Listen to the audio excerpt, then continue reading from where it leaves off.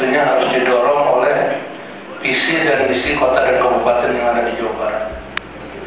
Jadi keberhasilan Jawa Barat menjadi provinsi yang dinamis, mandiri dan sejahtera itu merupakan akumulasi dari 26 kota dan kabupaten yang ada di Jawa Barat, termasuk salah satunya kota Sukabumi. Kota Sukabumi merupakan bagian dari Provinsi Jawa Barat secara geografis. Sukabumi berjarak 120 km dari ibu kota negara. Walaupun kadang-kadang jarak tempuh Jakarta Sukabumi sama seperti Jakarta Jeddah, bisa sampai 9 jam. Karena ada kegagalan dari national planning. Mestinya 97 New Road jauh Sukabumi sudah bisa sampai ya. Jadi sampai ke Sukabumi itu ya dulu itu 2 jam 3 jam bisa sampai Jakarta. Saya sekarang kalau di Jakarta kalau ingin tepat waktu ya harus minat. Tidak bisa berangkat pagi-pagi karena akan terjebak macet sepanjang jalur Sukabumi sampai dengan Ciawi. Karena lalu lintas rata-rata sekarang itu sudah tambah sekian ratus ribu karena perkembangan industri yang ada di sepanjang jalan Sukabumi Ciawi. Ya karena itu Motor ini merupakan salah satu solusi yang sedang diperjuangkan oleh pemerintah pusat. Sedangkan secara geografis Sukabumi sendiri luasnya tidak banyak, hanya 48 km persegi dengan 33 kelurahan dan 7 kecamatan. Ya dengan penduduk kurang lebih ya penduduk Sukabumi 352.000 sekian. Kira-kira penduduk Sukabumi itu 300 jiwa, rata-rata penduduk 74 jiwa. Kemudian RW 355, 98, mayoritas penduduk beragama Islam, mayoritas penduduk pedagang. Karena itu visi Sukabumi adalah terwujudnya kota Sukabumi sebagai pusat pelayanan berkualitas bidang perdagangan, pendidikan, kesehatan berdasarkan iman dan takwa. Kenapa pendidikan, kesehatan dan perdagangan? Karena sektor jasa itu memberikan kontribusi hampir 48% terhadap produk domestik regional bruto kota Sukabumi. Jadi Sukabumi dengan 48 km sudah dilihat daripada sisi existing pencapaian Human Development Index yang sedang kita lakukan sekarang. Alhamdulillah Sukabumi IPM-nya sudah mencapai 76 ya. IPM kita sudah 76 dengan kontribusi indeks pendidikan, kesehatan dan perdagangan. Dari sisi indeks pendidikan, rata-rata lama sekolah di Sukabumi sudah 12 tahun. Jadi kita tidak wajib dites 9 tahun lagi, karena 25 kita sudah selesai. Jadi kita sudah wajib di 12 tahun, bahkan kita sedang perjuangkan untuk lebih. Jadi sekarang ini penduduk Sukabumi minimal dia mempunyai ijazah S3. Dia lulus SD, SMP dan SMA, ijazahnya S3 seperti itu. Kemudian angka korupsinya sudah mencapai 100%. Kemudian indeks kesehatan, angka harapan hidup Sukabumi sekarang sudah 71 tahun. Saya tidak tahu beliau berapa. Angka harapan hidup Sukabumi sudah 71 tahun. Dan usia saya sekarang itu sudah 66 tahun. Jadi saya masih punya harapan hidup 5 tahun lagi. Ini Pak Kepala Badan berapa usia? 50 hampir sama ya. Dengan gagahnya dan saya sudah 66 tahun Ibu. Jadi alhamdulillah baru tadi kemarin malam saya baru pulang.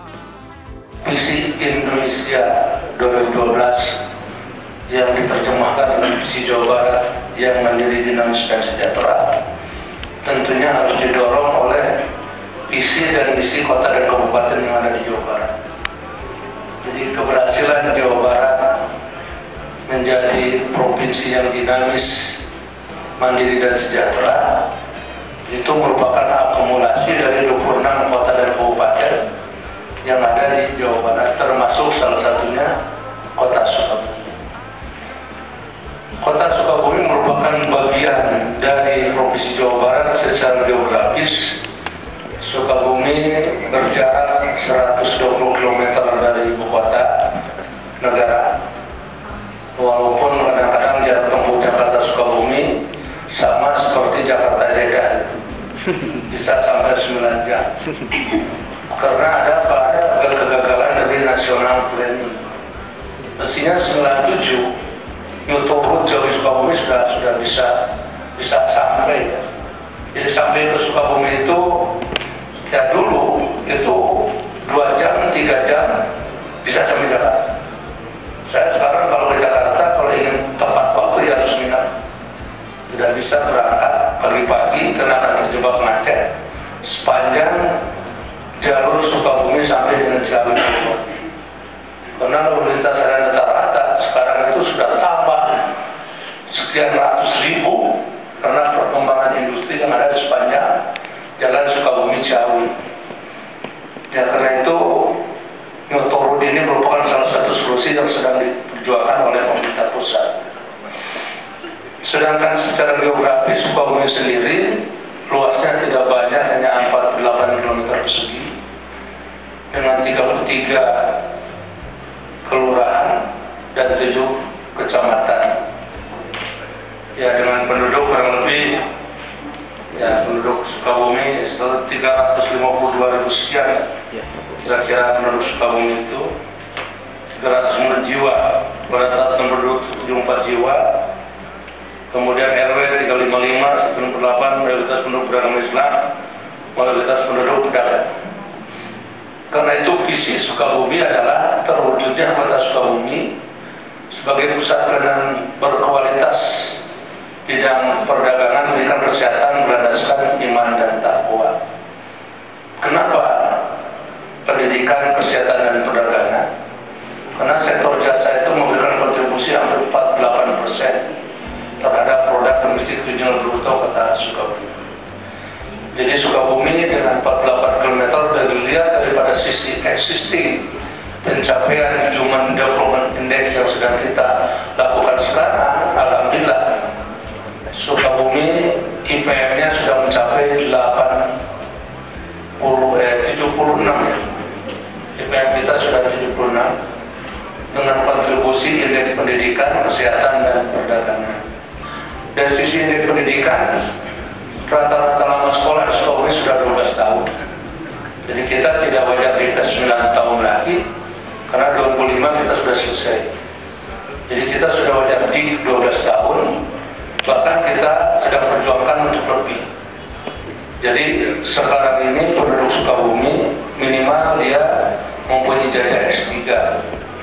Dia lulus SD, SMP dan SMA, ijazahnya S3 dan seperti itu. Kemudian angka ekonominya sudah mencapai 100% ya. Kemudian indeks kesehatan, angka harapan hidup Sukabumi sekarang sudah 71 tahun, saya tidak tahu dari berapa. Angka harapan hidup Sukabumi sudah 71 tahun, dan usia saya sekarang itu sudah 66 tahun. Jadi saya masih punya harapan hidup 5 tahun lagi. Ini Pak Kepala Badan berapa usia? 50 hampir sama ya.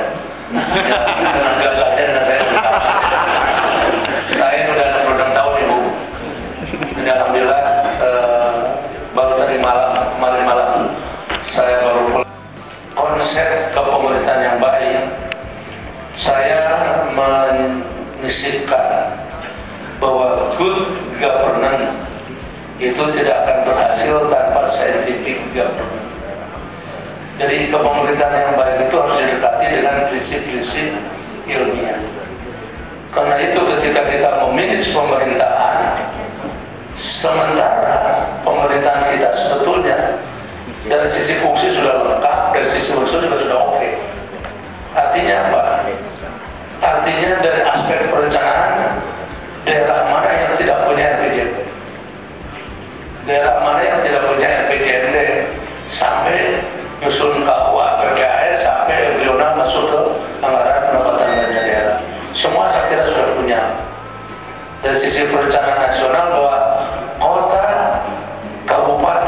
provinsi harus mempunyai rencana jangka panjang daerah yang merupakan implementasi daripada LPJP secara nasional. Sehingga visi dan misi itu diadakan lomba kelurahan, lomba desa. Karena keberhasilan nasional itu tergantung daripada akumulasi dari desa dan kelurahan.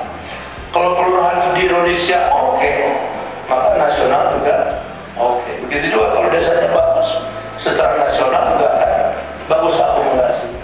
Karena itu ada penilaian lomba tingkat kelurahan itu diharapkan kelurahan itu merupakan sistem pemerintahan terdepan, apalagi dengan sistem otonomi yang ada pada desa, itu akan lebih bergerak lagi dalam rangka mempercepat keberhasilan pembangunan secara nasional.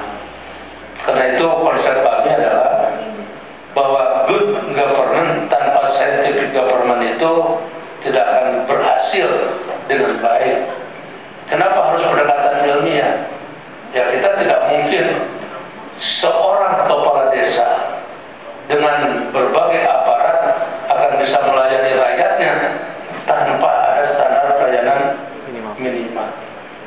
Untuk melayani rakyatnya seorang dokter saja atau seorang guru dalam pendidikan ada SPM. Satu guru mungkin kelas itu bisa 40, bisa 36, bisa 26. Baru itu akan bagus. Baru kegiatan belajar mengajar itu akan baik. Karena itu di Sukabumi, kebijakan saya khususnya sebagai wali kota dalam rangka mengintervensi pencapaian visi kota Sukabumi ke depan. Makanya good governance scientific government ini didekati dengan pendekatan standar pelayanan minimal yang masuk kepada standar pelayanan prima dengan bingkai total quality management, supaya print out-nya adalah customer satisfaction. Jadi kalau kita pemerintahan ini didekati dengan standar pelayanan minimal, artinya kalau struktur kelurahan itu ada 6 jabatan struktural, berapa staf yang perlu? Kita rata-rata hampir 12 sampai 14 personal, sehingga rasio antara aparat dengan warga yang dilayani itu akan yang minimal mereka terlayani. Itu dari sisi personalnya. Dari sisi keuangan, berapa keuangan yang diperlukan oleh kelurahan setiap tahun supaya uang itu cukup bagi sang lurah untuk bisa berikan layanan kepada masyarakat, biaya operasional, transport dan segala macam. Ya, termasuk material. Satu kelurahan kita 3 motor kalau nggak salah ya, 4 komputer, ada telepon, ada pesawat tubeter, dan kegiatan kantor dan tempat pertemuan itu semua kita penuhi.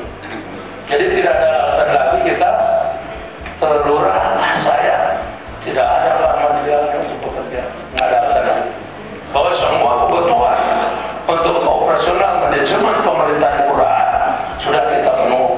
Ada konsep kepemerintahan yang baik.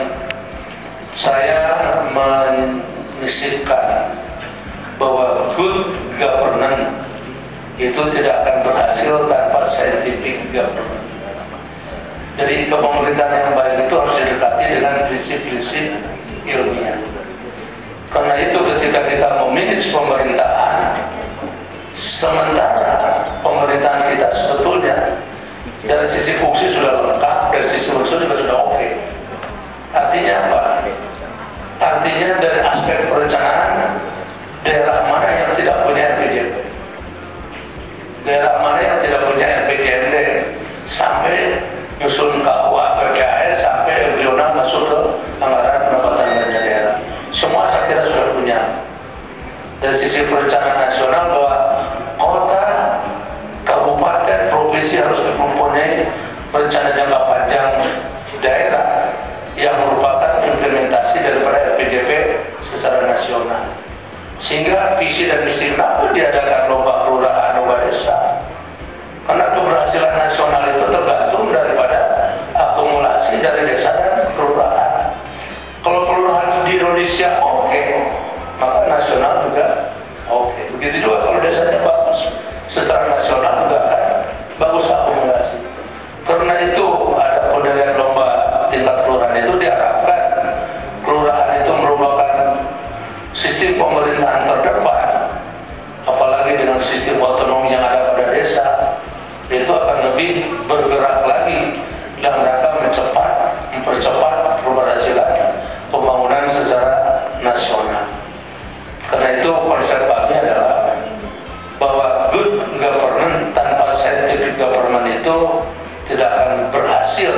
dengan baik.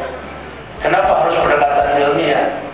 Ya kita tidak mungkin seorang kepala desa dengan berbagai aparat akan bisa melayani rakyatnya tanpa ada standar pelayanan minimal. Untuk melayani rakyatnya seorang dokter saja atau seorang guru dalam pendidikan ada SPM. Satu guru mungkin kelas itu bisa 40, bisa 36, bisa 26. Baru itu akan bagus. Baru kegiatan belajar mengajar itu akan baik. Karena itu di Sukabumi, kebijakan saya khususnya sebagai wali kota dalam rangka mengintervensi pencapaian visi kota Sukabumi ke depan.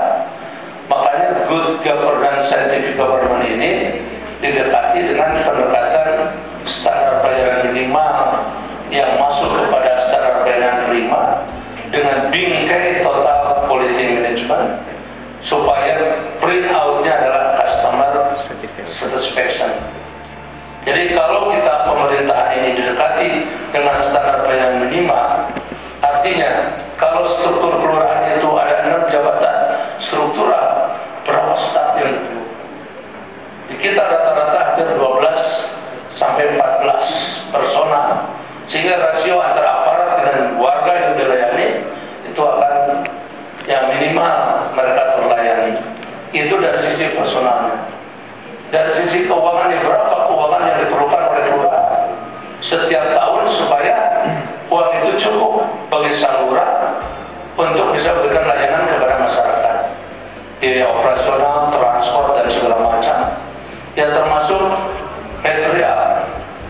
Satu kelurahan kita 3 motor kalau masalah ya, 4 komputer, ada telepon, ada pesawat tubeter, dan kegiatan kantor dan tempat pertemuan itu semua kita penuhi. Jadi tidak ada alasan lagi kita terlurah saya tidak ada material untuk bekerja, tidak ada alasan lagi kita bahwa semua kebutuhan untuk operasionalisasinya semua sudah pada tangan sudah kota layak anak macam-macam lagi LPPD apa lagi kita juga ICT juga kita tidak ingin ada hadiah lah. Ternyata ada juara juga tidak dapat hadiah lah. Gitu. Dapat juara juga banyak juara, banyak penghargaan di ruang utama saya itu penghargaan itu berjejer gitu. Cuma nggak bisa diuangkan. Cuma penghargaan saya dapat alhamdulillah. Oleh karena itu bagi kami sebetulnya ruang juang yang 48 km itu harus dibingkai dengan semangat juang, dengan jiwa juang, dengan alat juang yang cukup, sehingga kami sebutkan dengan bahwa SPM ini harus dibingkai dengan total quality management supaya ada kepuasan pelanggan. Kenapa SPM? Supaya orang yang butuh bisa terlayani dengan baik. Ini yang selalu kita katakan. Karena itu memang saya juga di sini membuat semacam protokol. Kalau yang datangnya wali kota, yang datangnya sekda, wali kota yang harus terima. Apalagi kalau yang datang dari provinsi, karena datang wakil gubernur Kalimantan Timur, kepala biro, para asisten, bahkan sini susah juga Pak. Ya saya terimanya di rumah dinas kan. Karena wakil gubernur yang datang. Jadi bapak-bapak saya tetap tanya, siapa yang datang?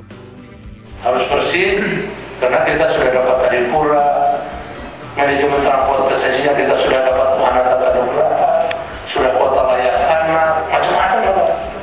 Lagi LPPD, apa lagi? Kita juga ICT juga kita tidak ingin ada hadiah Pak. Ternyata ada juara juga tidak dapat hadiah Pak. Itu dapat juara juga banyak juara, banyak penghargaan di ruang utama saya itu penghargaan itu berjejer gitu. Cuma nggak bisa diuangkan. Cuma penghargaan saja, alhamdulillah. Oleh karena itu bagi kami sebetulnya ruang juang yang 48 km itu harus dibingkai dengan semangat juang, dengan jiwa juang, dengan alat juang yang cukup, sehingga kami sebutkan dengan bahwa SPM ini harus dibingkai dengan total quality management supaya ada kepuasan pelanggan. Kenapa SPM? Supaya orang yang butuh anu bisa terlayani dengan baik. Ini yang selalu kita katakan. Karena itu memang saya dari sini membuat semacam protokol. Kalau yang datangnya wali kota, yang datangnya sekda, wali kota yang harus terima. Apalagi kalau yang datang dari provinsi, karena datang wakil gubernur Kalimantan Timur, kepala biro, para asisten, bahkan ke sini, susah juga Pak. Ya saya terimanya di rumah dinas Pak. Karena wakil gubernur yang datang. Jadi bapak-bapak saya tanya, siapa yang datang? Ya, eksekusi. Jadi bagaimana kita, sebab mau buat apa lagi kita? LPJP bapak udah punya, LPJP sudah punya, nyusun KUA, PPAS ya sudah terbiasa. Setelah jadi APBD tinggal eksekusi. Jadi saya juga baru saja sedang membicarakan bagaimana mengeksekusi APBD supaya bisa terserap 100%, supaya dampaknya terhadap pertumbuhan ekonomi masyarakat bisa terasa oleh rakyat kita sendiri. Itu yang kita lakukan. Jadi sementara ya pemerintahan kelurahan ini ya kita coba ya membantu dengan pendekatan yang saya sampaikan dari sisi polisi pemerintah Kota Sukabumi. Jadi yang penting lurah itu tahu sinergitas antara government, private sector dan civil society. Kemudian di kita kan lurah lebih banyak pejabat yang ditunjuk, bukan kalau di sana desa dipilih oleh masyarakat. Jadi dia punya anggaran pendapatan belanja desa sendiri. Tapi itu pun ya harus ditunjang oleh pemerintah provinsi. Jadi terus terang saja memang kalau kota dan kabupaten ingin bagus, ya sebetulnya peran provinsi harus lebih dominan dalam rangka memberikan fasilitasi terhadap kota dan kabupaten. Artinya begini Pak, kalau dana dari provinsi, ya persentasenya harus banyak diberikan ke kota dan itu yang saya sering ya, eksekusi. Jadi bagaimana kita sebab mau buat apa lagi kita? LPJP bapak udah punya, LPJP sudah punya, nyusun KUA, PPAS ya sudah terbiasa.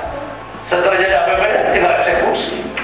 Jadi saya juga baru saja sedang membicarakan bagaimana mengeksekusi APBD supaya bisa terserap 100%, supaya dampaknya terhadap pertumbuhan ekonomi masyarakat bisa terasa oleh rakyat kita sendiri. Itu yang kita lakukan. Jadi sementara ya pemerintahan kelurahan ini ya kita coba ya membantu dengan pendekatan yang saya sampaikan dari sisi polisi pemerintah Kota Sukabumi. Jadi yang penting lurah itu tahu sinergitas antara government, private sector dan civil society. Kemudian di kita kan lurah lebih banyak pejabat yang ditunjuk, bukan kalau di sana desa dipilih oleh masyarakat. Jadi dia punya anggaran pendapatan belanja desa sendiri. Tapi itu pun ya harus ditunjang oleh pemerintah provinsi. Jadi terus terang saja memang kalau kota dan kabupaten ingin bagus, ya sebetulnya peran provinsi harus lebih dominan dalam rangka memberikan fasilitasi terhadap kota dan kabupaten. Artinya begini Pak, kalau dana dari provinsi, ya persentasenya harus banyak diberikan ke kota dan itu yang saya sering. Salam dari Bapak Gubernur Pak dan Bapak Wakil Gubernur. Beliau saat bisa hadir ya, ingin hadir tapi kepada kami diperintahkan untuk menghadiri beliau selaku Kepala Badan Pemberdayaan Masyarakat dan Desa Provinsi Kepulauan Riau. Mungkin itu sekedar perkenalan dari kami Pak. Selanjutnya kami kembalikan kepada pembawa acara dan insya Allah kami mohon pamit nanti Pak setelah peninjauan langsung kembali ke Bandung dan akan meninjau salah satu desa juga di Kota Bandung. Dan besok kami akan mengadakan pertemuan dengan Kepala Badan Pemberdayaan Masyarakat dan Desa Provinsi Jawa Barat untuk sharing pendapat, sharing kegiatan apa-apa yang bisa kami terapkan di Provinsi Kepulauan Riau. Karena Provinsi Kepulauan Riau ini baru berumur lebih kurang 8 tahun Pak. 8 tahun jadi masih banyak belajar dengan Provinsi Jawa Barat, khususnya di Kota Sukabumi ini. Dan saat demikian, kurang kami mohon maaf. Wabillahi taufiq wal hidayah. Wassalamualaikum warahmatullahi wabarakatuh. Salam dari Bapak Gubernur Pak dan Bapak Wakil Gubernur.